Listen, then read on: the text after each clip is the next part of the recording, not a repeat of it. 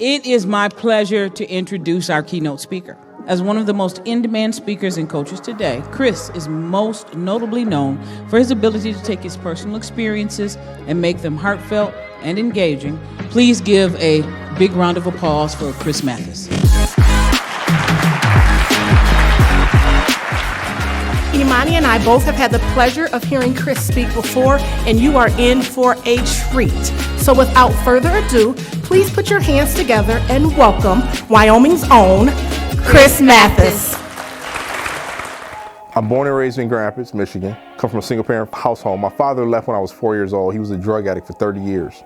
Yeah, we had our challenges. I got into business when I was in my teens. I took a class in high school. That changed my life. I fell in love with what I was doing, and I think it was the first time in my life I saw an opportunity to get out of this inner city environment.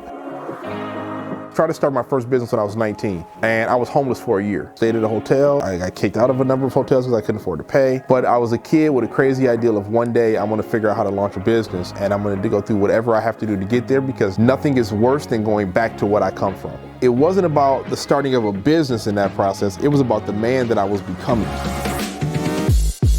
I'm a kid from nothing. I've overcome these obstacles. I've made it to this corporate arena. I'm doing well financially and everything is in order, I thought. And then I realized my life has no significant value.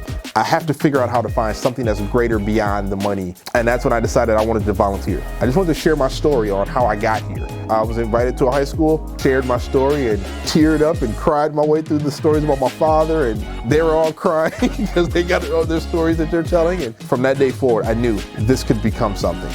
And how am I going to get back out there and stand in front of an audience to speak? I didn't know how I was going to do it, but thankfully, by the grace of God, I'm able to do it again today.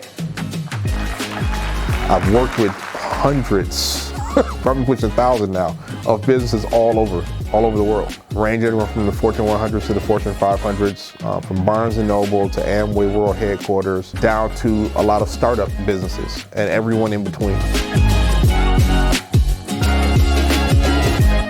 I love business. I love helping people, but I love to serve in those capacities. I think it's probably one of the hardest things I've ever done is growing up in an environment where there's no examples of the things that you dream about. What an audience or an event planner should expect, we're going to take you on a personal journey.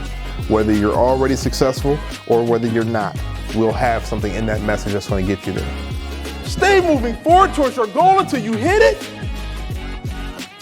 And I promise, through the power of God, you'll get it. Thank you.